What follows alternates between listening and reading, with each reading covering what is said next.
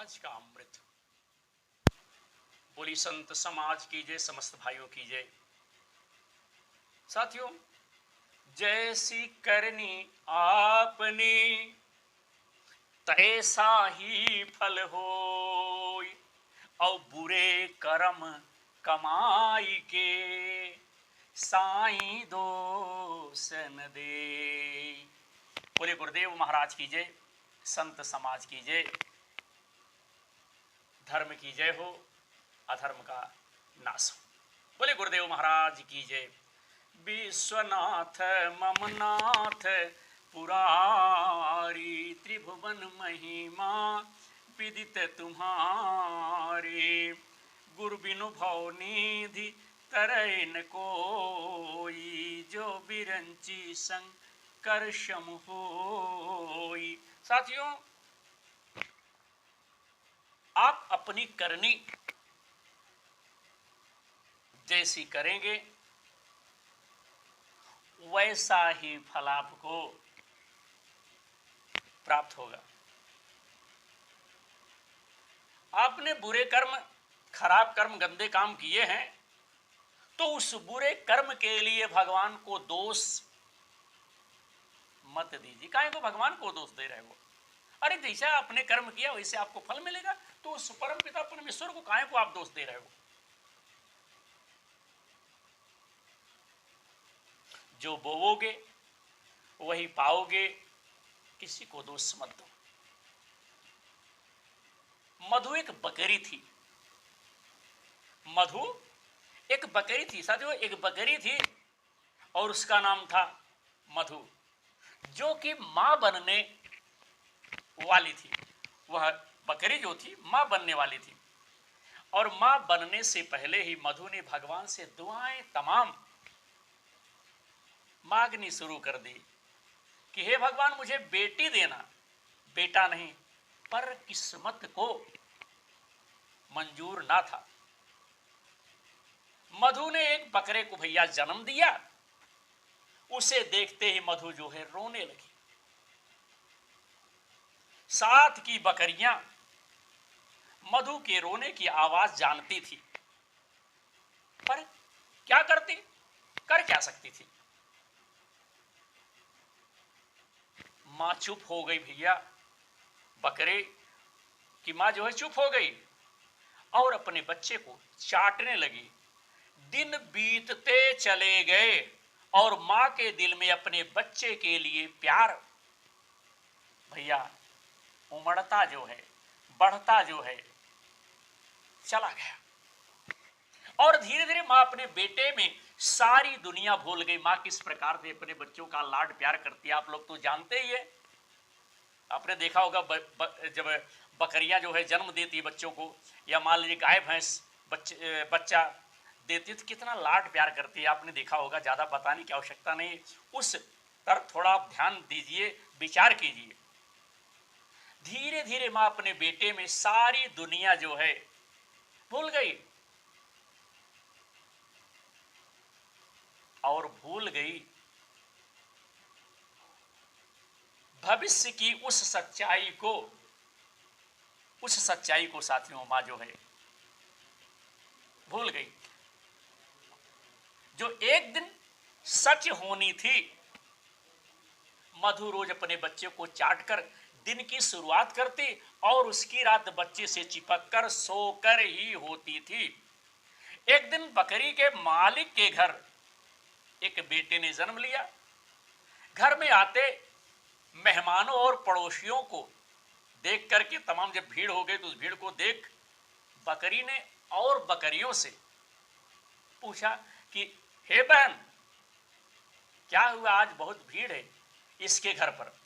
ये सुन सारी बकरियों ने कहा कि अरे, हमारे मालिक के घर जो है बेटा पैदा हुआ है, इसीलिए चहल पहल है। बकरी मालिक के बेटे के लिए बहुत दुआ दी और बहुत खुश हुई, और उसके बेटे को भैया बहुत सारी जब दुआएं दी, फिर मधु अपने बच्चे को चाटने लगी और अपने बच्चे से चिपक कर सो गई। मधु सो ही रही थी कि तभी उसके पास एक आदमी आया। सारी बकरियां डर कर सिमट गई।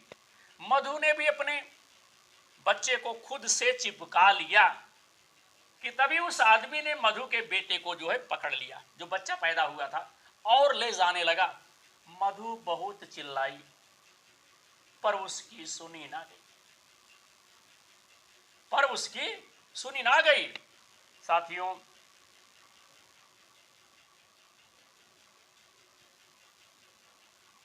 जहां बकरियां बंधी थी उसके सामने वाले कमरे में उसके बच्चे को, या कहिए खसी को, ले जाया गया। बच्चा बहुत चिल्ला रहा था, बुला रहा था अपनी मां को। मधु भी रस्सी को खोलने के लिए पूरे पूरे जोर लगा रही थी, पर रस्सी जो खूंटे से पगहा बांधा गया था खुला नहीं। थोड़ी देर तक बच्चा जो है चिल्ला चिल्ला चिल्ला कर चुप हो गया। अब उसकी आवाज नहीं आ रही थी। मधु जान चुकी थी, वह बकरी जो है हरिओम, जान चुकी थी कि बच्चे के साथ क्या हुआ, पर वह फिर भी अपने बच्चे के लिए आंख बंद कर दुआएं मांगती रही। पर अब देर हो चुकी थी। बेटे का सर धड़ से अलग कर दिया गया, काट दिया गया। बेटे का सर मां के सामने भैया पड़ा हुआ था। आज भी बेटे का सर मां के सामने जब पड़ा हुआ था, आज भी बेटे की नजर मां की तरफ थी, पर आज वह नजर पथरा चुकी थी। बेटे का मुंह आज भी खुला था, पर उसके मुंह से आज मां के लिए पुकार नहीं निकल रही थी।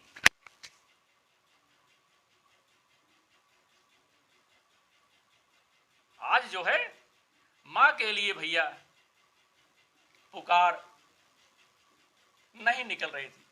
बेटे का मुख जो है बकरी के सामने पड़ा हुआ था और मां उसे आखिरी बार चूमा।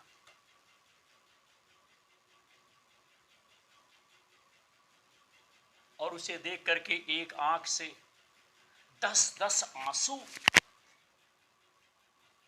बहने लगे, निकलने लगे। बेटे को उसे काट करके पका लिया गया और मां देखती रह गई। साथ में बैठी हर बकरिया इस घटना से अवगत थी, पर कोई कुछ कह भी नहीं सकती थी। साथियों, 2 माह बीत चुके थे। मधु बेटे के गम में जो है आधी हो चुकी थी कि तभी एक दिन मालिक अपने बेटे को खिलाते हुए बकरियों के सामने आया। खिलावत रन खिलाते हुए, टहलाते हुए, लाड प्यार करते हुए बकरियों के सामने लेकर के आए। ये देख, एक बकरी बोली, ये है वो बच्चा जिसके होने पर तेरे बच्चे को काटा गया। मधु आंखों में आंसू भरे अपने बच्चे की याद में खोई उस मालिक के बच्चे को देखने लगी कि इन्हें के नाते हमारे बच्चा के काट डालें। वह बकरी फिर बोली, देख कितना खुश है अपने बालक को खिलाकर, पर कभी ये नहीं सोचता कि हमें भी हमारे बालक प्राण प्रिय होते हैं।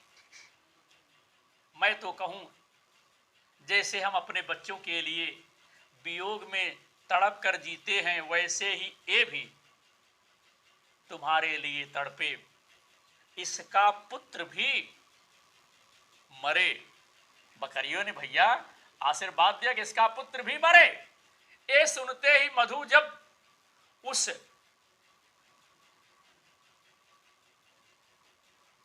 बकरी पर चिल्ला करके कहा,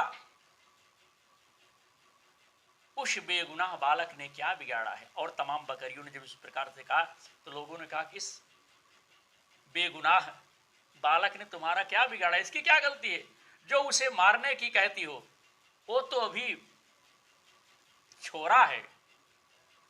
ऐसा ना कहो, भगवान उसे लंबी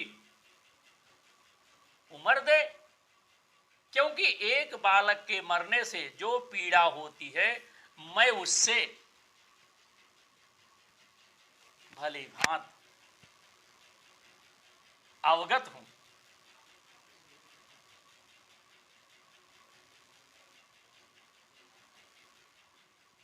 मैं नहीं चाहती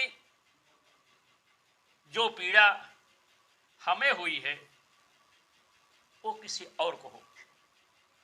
ये सुन सारी बकरियां भैया बोली, कैसे तू है, उसने तेरे बालक को मारा और तू फिर भी उसी के बालक को जो है दुआ दे रही है। मधु हंसी भैया और कही, हाँ, क्योंकि मेरा दिल एक जानवर का है, इंसान का नहीं। ये कहना मात्र ही उस बकरी के लिए जवाब हो गया था कि मधु ने ऐसा क्यों कहा। मधु ने फिर कहा, ना जाने किस जन्म के पापों की वजह से आज इस योनि में जो है जन्म मिला, ना जाने किसके बालक को छीना था जो पुत्र वियोग मुझे मिला। अब किसी को या किसी के बालक को, अब किसी को या किसी के बालक को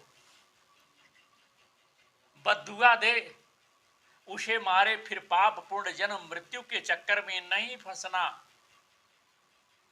इसके कर्मों का दंड, इसके कर्मों का फल भगवान देगा, मैं नहीं। बकरी की आवाज सुन सारी बकरियां भैया चुप हो गई। जब इस प्रकार से उसने कहा, मधु बकरी ने कहा, सारी बकरियां भैया चुप हो गई, क्योंकि वह समझ चुकी थी कि